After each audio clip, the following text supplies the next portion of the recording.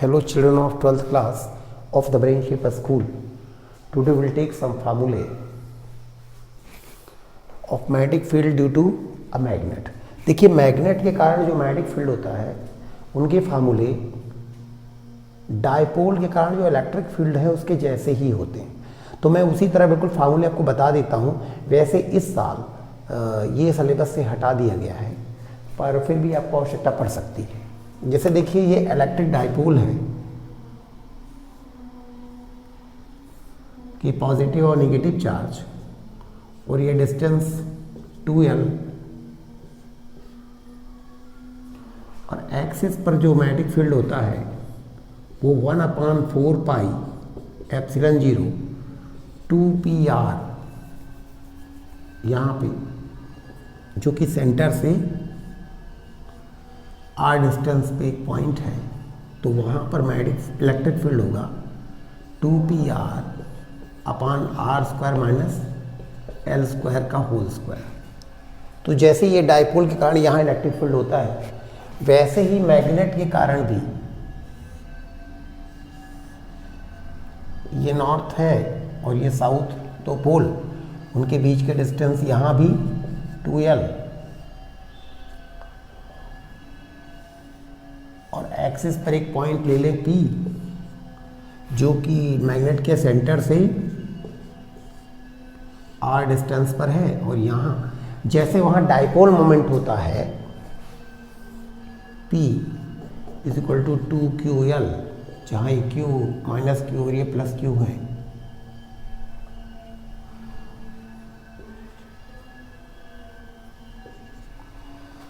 तो वैसे यहाँ मैग्नेटिक मोमेंट होता है m is equal to 2ml जहाँ स्मॉल m डायपोल स्ट्रेंथ है और मैग्नेटिक मोमेंट है। तो वैसे ही फार्मूला बस कांस्टेंट यहाँ अलग होगा। ये जो इलेक्ट्रिक फील्ड आया था ये एक्सिस पर आया था तो ऐसे ही यहाँ जो मैग्नेटिक फील्ड आएगा एक्सिस पर तो उसका फार्मूला μ/4 पाई। तो कांस्टेंट वहाँ पर 1/4 पाई एप्सिलॉन 0 होता है वैसे यहाँ μ/4 पाई और 2mr upon r² minus l² whole square. और इक्वेटोरियल पोजीशन में अगर हम देखें यहाँ पर तो यहाँ पर μ/4 पाई m upon r² plus l² power 3/2 जहाँ r ये डिस्टेंस है यहाँ से यहाँ तक की। वैसे यहाँ पर भी हो जाएगा इलेक्ट्रिक फील्ड इन इक्वेटोरियल पोजीशन 1/4 पाई एप्सिलॉन कह सकते हैं। एप्सिलॉन 0 तब कहेंगे जब यहाँ मीडियम एयर या वैक्यूम है और अगर कोई और मीडियम है तो फिर उसका एप्सिलॉन ले लीजिए तो 4 पाई एप्सिलॉन और m upon r² plus l² whole power 3/2। तो सिमिलर फार्मूला है। अब अगर यही दूर के पॉइंट पर हो जाए या शॉर्ट डायपोल के कारण हो जाए तो यही फार्मूला हो जाएगा μ/4 पाई और l को लगभग छोड़ देंगे तो ये कट जाएगा तो 2m/r³। वैसे यहाँ पे b axial due to short dipole कह दें तो 1/4 पाई एप्सिलॉन और p/r³। फिर भी सिमिलर फार्मूला। और यहाँ पर b इक्वेटोरियल अगर शॉर्ट हो जाएगा तो μ/4 पाई m/r³ उसका हाफ। और वैसे यहाँ पे हो जाएगा e equatorial short 1/4 pi epsilon m/r³। ठीक है। तो अब एक चीज़ और देख लें अगर हम यहाँ पे कि अगर हमारे पास कोई कॉइल है तो कॉइल के कारण यहाँ पे जो मैग्नेटिक फील्ड होता है कॉइल में करंट बह रहा है तो μ/4 पाई दूर के पॉइंट पर जहां ये डिस्टेंस R है और ये कॉइल का रेडियस है कैपिटल R, तो 2 pi N I R square और R square plus X square power 3/2 किसी करंट कैरिंग कॉइल के कारण। तो अगर यहाँ पर ये डिस्टेंस x बहुत ज़्यादा है r से, तो फार्मूला हो जाएगा म्यू अपान 4 पाई और 2 पाई आर स्क्वायर को कह सकते हैं a, तो 2n आई ए, और x बहुत ज़्यादा है r के मुकाबले, r को छोड़ देंगे तो x स्क्वायर पावर 3/2 तो x क्यूब हो जाएगा। एक्चुअली x की जगह यहाँ हमने स्मॉल r ले लिया तो r क्यूब, ये तब जबकि x बहुत ज़्यादा है कैपिटल R से। अब जरा इस फार्मूले को आप ध्यान दीजिए, magnetic field due to coil, और इस फार्मूले को ध्यान दीजिए। इसका मतलब दूर के पॉइंट के लिए यहाँ और यहाँ दोनों एक जैसा पैटर्न है, मतलब current carrying coil is very very similar to a bar magnet whose magnetic moment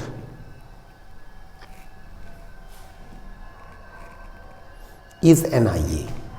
अभी देखिए ये चीज जो है ये इस चीज के इक्वल है, तो इसीलिए आ गया है कि M the magnetic moment due to a magnet is N I A. मैंने आपसे कहा था ना, मैं आपको बताऊंगा, तो यहीं से आया है। यानी एक करंट कैरिंग कॉइल एक बार मैग्नेट जैसी ही होती है।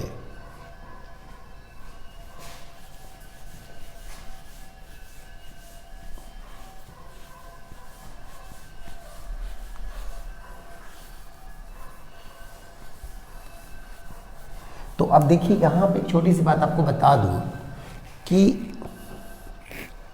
जो पिछले लेक्चर में हम बता रहे थे कि इलेक्ट्रॉन के घूमने से मैग्नेटिज्म बनता है, इलेक्ट्रॉन के स्पिन से मैग्नेटिज्म बनता है। तो अब अगर एक एटम में मान लीजिए 20 इलेक्ट्रॉन है तो 40 तरह का मैग्नेटिज्म बनेगा, हर इलेक्ट्रॉन का घूमने से और स्पिन से।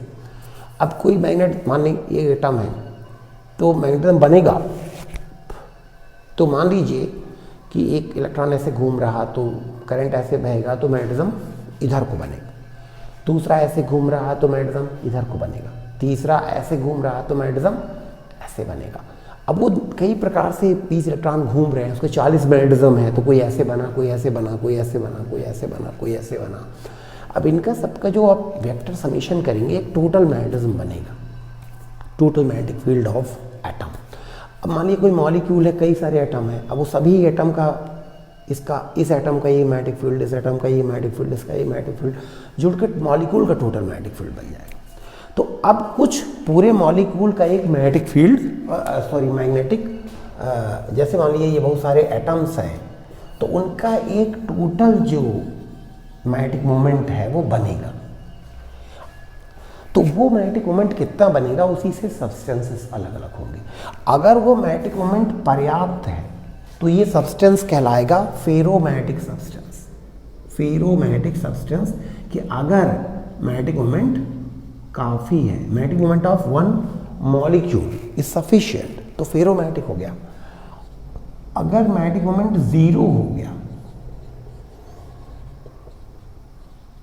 अगर मैग्नेटिक मोमेंट एकदम 0 हो गया, सारा दूसरे को खत्म कर दिए, तब वो बन जाएगा डायामैग्नेटिज्म, डायामैग्नेटिक सब्सटेंस। अगर मैग्नेटिक मोमेंट थोड़ा सा 0 तो नहीं हुआ लेकिन बहुत कम, very small but non zero, मतलब 0 तो नहीं है लेकिन लगभग 0, तब वो बन जाएगा पैरामैग्नेटिक सब्सटेंस। तो जिसके मॉलिक्यूल का मैग्नेटिक मोमेंट 0 है, माने जिसका मॉलिक्यूल मैग्नेट नहीं है, वो सब्सटेंस हो जाएगा डायमैग्नेटिक। दुनिया के 95% सब्सटेंस ऐसे ही होते हैं डायमैग्नेटिक, हवा वगैरह। पैरामैग्नेटिक मतलब जिसके मॉलिक्यूल का मैग्नेटिक मोमेंट थोड़ा सा है, वो थोड़ा थोड़ा मैग्नेट की तरह बिहेव करेगा। और फेरोमैग्नेटिक मतलब इसके मॉलिक्यूल का मैग्नेटिक मोमेंट पर्याप्त है, तो उसको मैग्नेट ज़्यादा खींचेगा, जैसे आयरन, कोबाल्ट, निकल, गैडोलिनियम, डिस्प्रोसियम, उनके कुछ मिक्सचर और कुछ कंपाउंड। इनको मैग्नेट खींचेगा और इनका मैग्नेट भी बनाया जा सकता है, तो वो फेरोमैग्नेटिक सब्सटेंस में आते हैं। और 95% दुनिया की चीज़ें डायमैग्नेटिक होती है। पैरामैग्नेटिक वो जो थोड़ा थोड़ा मैग्नेटिज्म रहता है, जो मैग्नेट को थोड़ा सा अट्रैक्ट होते हैं। तो ये 3 तरह के सब्सटेंस हैं, इनके बारे में डिटेल जानकारी आप केमिस्ट्री में प्राप्त कर लेंगे और चाहेंगे तो पढ़ भी लेंगे। ये चीज़ सिलेबस से हटा दी गई, तो इनकी चर्चा फिर हम लोग भी नहीं करेंगे और हम लोग अगले चैप्टर में प्रवेश कर जाएंगे, जो कि काफ़ी इंपॉर्टेंट चैप्टर है, इलेक्ट्रोमैग्नेटिक इंडक्शन।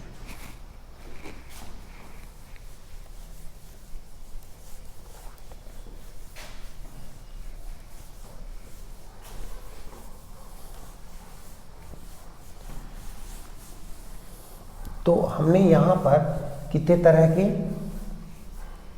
सब्सटेंसेस आपको बताए, मैग्नेटिक सब्सटेंसेस, फेरोमैग्नेटिक, डायमैग्नेटिक और पैरामैग्नेटिक। इस बात को आप याद रखेंगे।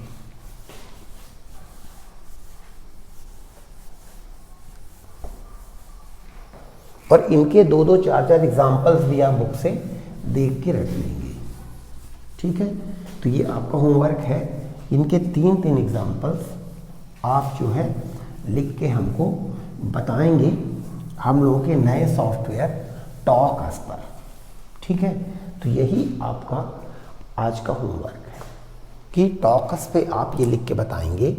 आपको मालूम होगा कि टॉकस द ब्रेन शेपर्स का व्हाट्सअप है, it is equivalent to WhatsApp, जिसमें आप लोग टीचर से, ये स्पेशल है, इसमें आप मेरे टॉकस पे लिख के बताएंगे, तो इससे मुझे पता लगेगा कि आप कितने अटेंटिव हैं और पढ़ रहे हैं।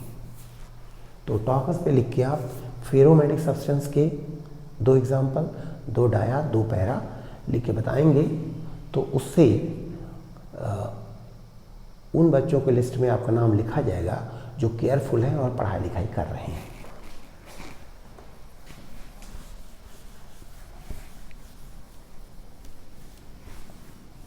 तो ये एक होमवर्क हमने आपको दिया है आज घर में करने के लिए। तो अब हम लेते हैं नया टॉपिक, इलेक्ट्रोमैग्नेटिक इंडक्शन।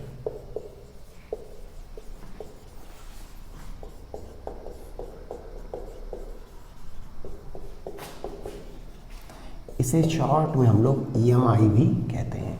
तो इलेक्ट्रोमैग्नेटिक इंडक्शन का पहला लेक्चर आज शुरू कर रहे हैं। आपको मालूम है कि 1820 में ऑरस्टेड ने ये बताया, ऑरस्टेड gave magnetic effect of current, कि करंट बहने से मैग्नेटिज्म बनता है।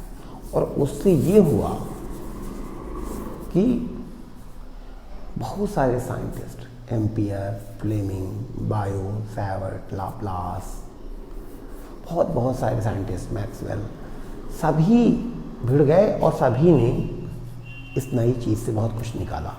और ये बहुत बड़ी खोज थी कि करंट बहने से मैग्नेटिज्म बनता है। उसी समय एक साइंटिस्ट थे माइकल फैराडे, इंग्लैंड में। तो उन्होंने ये सोचा कि अगर मैं भी इसी में कुछ खोज करता हूँ तो मुझे माना जाएगा कि मेरा नाम ऑरस्टेड से कम है। तब तो उनकी की हुई खोज पर मैं भी दौड़ पड़ा कुछ ना कुछ में पाने। इसलिए उन्होंने कहा कि मैं इससे हट के कुछ खोज करता हूँ, बल्कि मैं इसका उल्टा खोजता हूँ। ऑरस्टेड ने कहा करंट बहने से मैग्नेट पैदा होगा, तो उन्होंने उल्टा सोचना शुरू किया कि क्या मैग्नेट से करंट पैदा हो सकता है। उन्होंने कहा अगर मैं ये कर दूंगा तो मुझे कोई नहीं कहेगा कि मैंने ऑरस्टेड की ही लाइन में कुछ काम किया या मैं ऑरस्टेड का पिछला गो हूँ, ऐसा। तो क्या मैग्नेट से करंट बन सकता है? तो उन्होंने कॉइल लिया और एक मैग्नेट लिया। तो 1820 ऑरस्टेड ने क्या किया, give magnetic effect of current.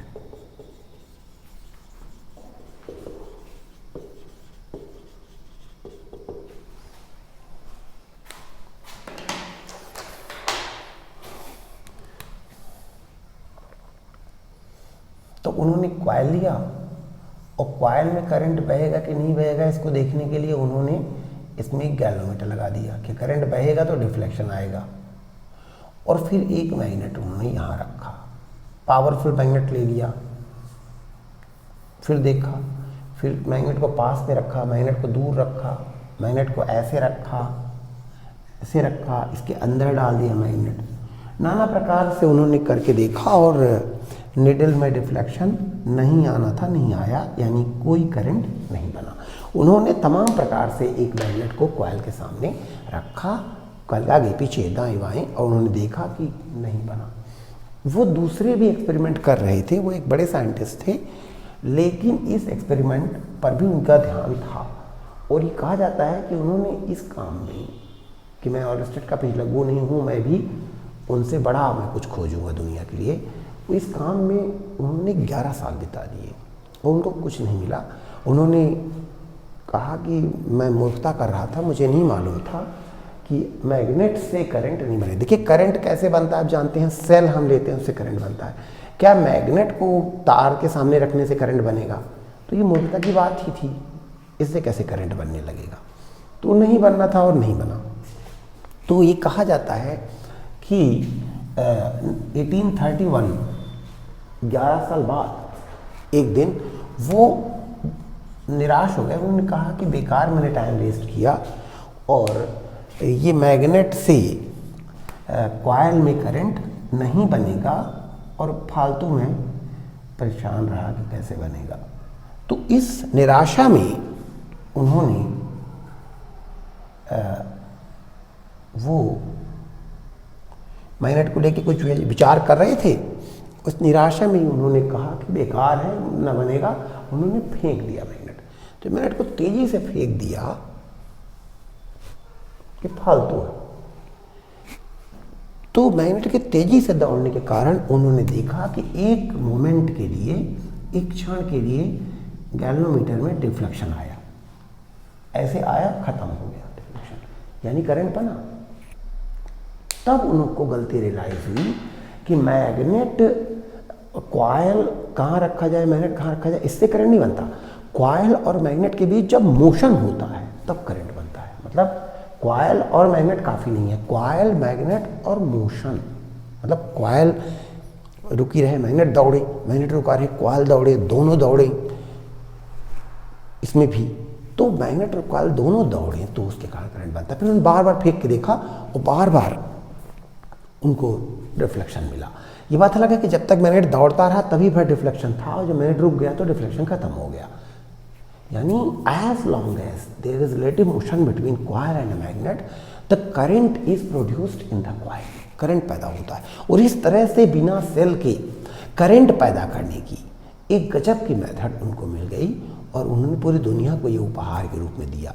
और आज हमारे सामने बिजली बनाने के दो तरीके हैं, एक तो सेल से बिजली बनाइए और दूसरा मैग्नेट को कॉइल के पास दौड़ा दौड़ा के बिजली बनाइए। और दुनिया में मैं आपको बता दूं कि लगभग 99.9999% बिजली जो बन रही है वो मैग्नेट को दौड़ा दौड़ा के बन रही है। और इसी टेक्निक से ही आजकल बिजली बनाई जा रही है। और हम लोगों को जो बिजली मिल रही है इतनी सस्ती, वो इसीलिए क्योंकि वो मैग्नेट को दौड़ा दौड़ा के बनाई जा रही है, कॉइल को दौड़ा दौड़ा के बनाई जा रही है। मैग्नेट रोक के कॉइल दौड़ा दीजिए, कॉइल रोक के मैग्नेट दौड़ा दीजिए, और इस मोशन से बिजली बनेगी कहाँ? कॉइल में। चाहे मैग्नेट दौड़े चाहे कॉइल दौड़े, बिजली तो कॉइल में ही बनेगी। ठीक है, तो इसमें क्या हुआ, देखिए हम इंडक्शन का अर्थ पहले भी जानते थे। एक था इलेक्ट्रिक इंडक्शन।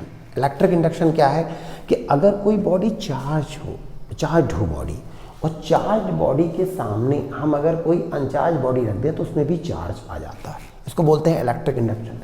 एक होता है मैग्नेटिक इंडक्शन कि अगर हम मैग्नेट के सामने कोई लोहा रख दें, आयरन रख दें, तो उसमें भी पोल बन जाते हैं टेम्परेरी। मतलब ये magnet induces magnetism in iron, ये है मैग्नेटिक इंडक्शन। इलेक्ट्रिक इंडक्शन क्या है? Charge induces charge. यहाँ क्या हो रहा है कि मैग्नेट इज इंड्यूसिंग इलेक्ट्रिसिटी, इसीलिए इसका नाम उन्होंने दिया electromagnetic induction, induction of electron by magnet. Magnet से इलेक्ट्रिसिटी पैदा हो रही है। तो उन्होंने इसके काफ़ी ज़्यादा एक्सपेरिमेंट्स किए और वो एक्सपेरिमेंट्स एक लाइन से बराबर उन्होंने बताए। मैं भी आपको बता दूं, वो क्लास 10th में भी आपको पढ़ाए गए होंगे। तो मैंने आपको आज होमवर्क दिया है। तो आज का प्रॉम्प्ट क्वेश्चन ये है कि मैंने आपको आज कितने होमवर्क दिए हैं, कितनी बार होमवर्क दिया है। तो ऑप्शन ए 1, ऑप्शन 2 2, 3 3, 4 होमवर्क तो 4। जितने होमवर्क दिया हो, अगर 1 होमवर्क दिया है तो ऑप्शन 1, 2 दिया है तो जितनी बार दिया है आप टिक कर लेंगे। ठीक है। तो उन्होंने क्या किया, ऑरस्टेड का एक्सपेरिमेंट ये था, फैराडे का, कि उन्होंने एक कॉइल रखा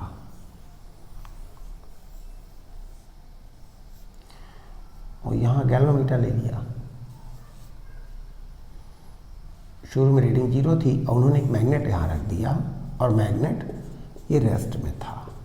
ये उनका पहला एक्सपेरिमेंट था माइकल फैराडे का।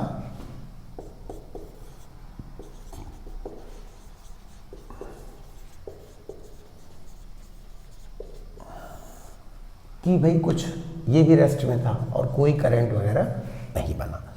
दूसरा उन्होंने देखा कि जब मैग्नेट को तेजी से आप पास लाते कॉइल के तो क्या हुआ कि यहाँ पे करंट बना लाते समय। फिर तीसरा एक्सपेरिमेंट था, जब आप दूर ले जाते हैं तो भी उन्होंने देखा कि तब इस तरफ करंट बना। पास लाते हैं तो ऐसे बना, तो दूर ले जाते हैं कॉइल जितने राउंड होंगे उतना ज़्यादा करंट बनेगा, तो इधर को बना।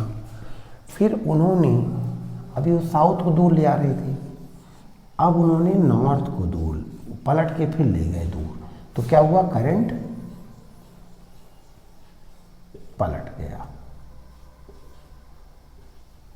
तो साउथ का दूर ले जाना, नॉर्थ का दूर ले जाना अपोजिट बात है। फिर उन्होंने और भी किया कि इसको रोक के कॉइल को दूर ले जाए तो भी वही बात है, करंट उधर कोई बनेगा। इस तरह से कई सारे एक्सपेरिमेंट किया और उनका कंक्लूजन एक्सपेरिमेंट क्या निकला कि if there is relative motion between a magnet and a coil then current is induced in the coil. फिर उन्होंने थोड़े और एक्सपेरिमेंट किए और उसका पता लगाया कि ऐसा होता क्यों है। उन्होंने कहा कि जो नॉर्थ हैं उससे मैग्नेटिक लाइन निकलती हैं, साउथ में जाती हैं, तो उसमें से कुछ लाइन जो कॉइल को काटती हैं उन्होंने इसका नाम दिया फ्लक्स। ये जो लाइन काट रही हैं इसको बोलते हैं फ्लक्स, इसको कहते हैं magnetic flux. Magnetic flux is the number of lines, उसको हम फाई भी कह सकते हैं, या यहाँ पे केवल फाई कहिए, क्योंकि इलेक्ट्रिक फ्लक्स कोई फाई कहते थे पर वो बहुत पुराने चैप्टर में था। इस चैप्टर में आइए हम फ्लक्स को फाई कहें और उसका मतलब मैग्नेटिक फ्लक्स होगा। इलेक्ट्रिक फ्लक्स यहाँ है नहीं, यहाँ पे इलेक्ट्रिक फ्लक्स की बात हम नहीं करेंगे।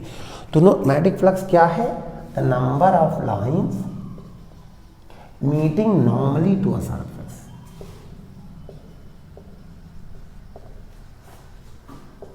Meeting normally to a surface।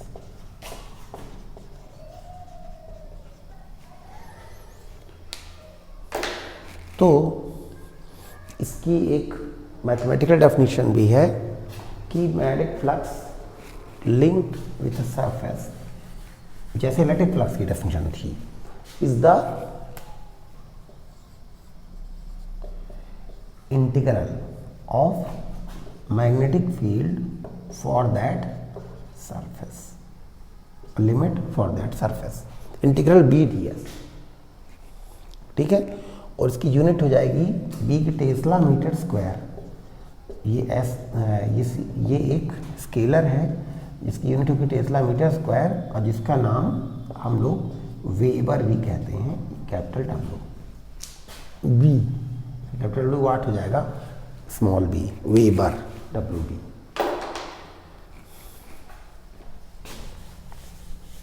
तो उन्होंने कहा कि एक्चुअली जो मैग्नेटिक लाइंस हैं वो कॉइल से गुजर रही हैं और जब हम मैग्नेट को दौड़ाते हैं तो वो लाइन का जो नंबर है वो चेंज होता है। तो उन्होंने कहा अगर किसी सर्किट से कुछ मैग्नेटिक लाइन गुजर रही हैं और उनका नंबर चेंज होता है टाइम के साथ, तो उस सर्किट में फिर पोटेंशियल डिफरेंस या इलेक्ट्रोमोटिव फोर्स इंड्यूस हो जाता है।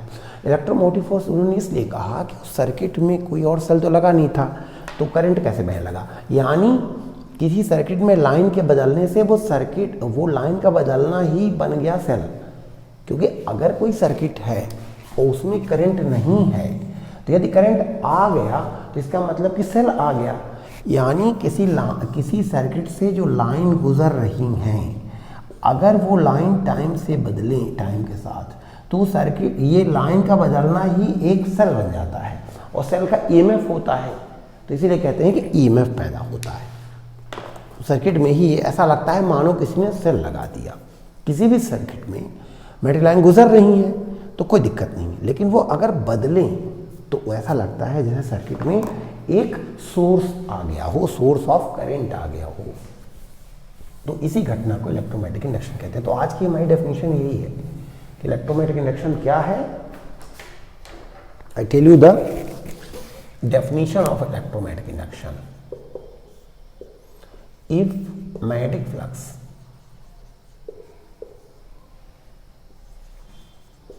linked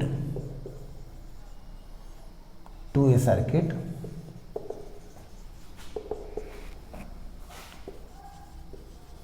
changes with time, EMF is induced in the circuit.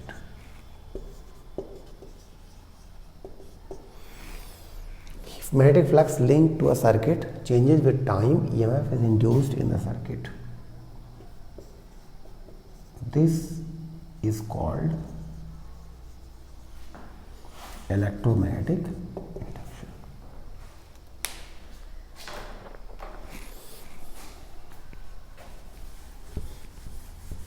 तो फैराडे ने यहाँ पे दो लॉज दिए, laws of electromagnetic induction.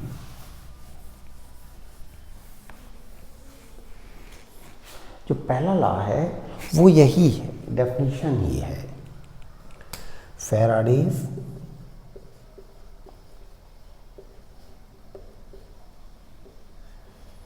Laws of electromagnetic induction. पहला है इफ ये अब पहला लॉ जो है वो ऊपर वाला आप लिख लीजिए कि वही, if changes, if magnetic flux changes, EMF is induced. दूसरा लॉ बताता है कि कितना EMF इंड्यूस होगा। तो उन्होंने कहा कि EMF induced is proportional to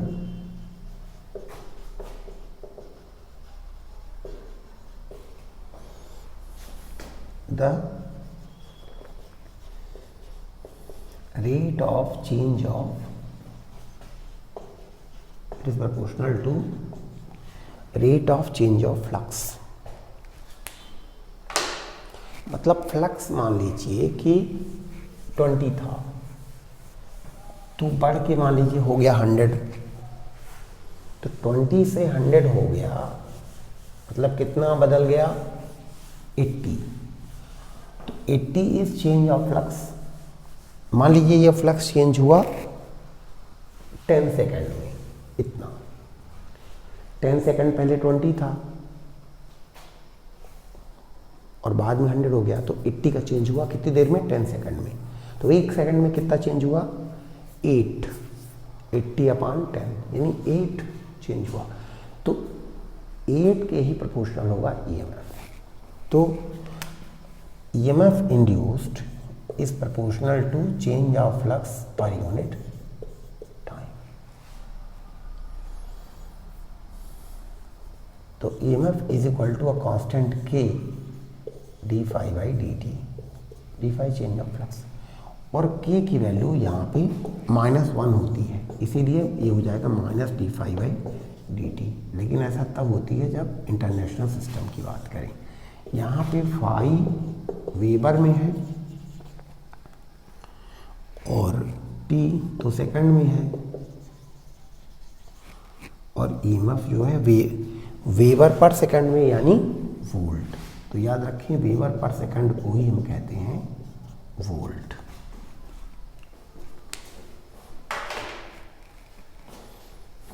तो कितनी तेजी से फ्लक्स चेंज हो रहा है उसी के प्रोपोर्शनल होगा ईएमएफ इंड्यूस्ड।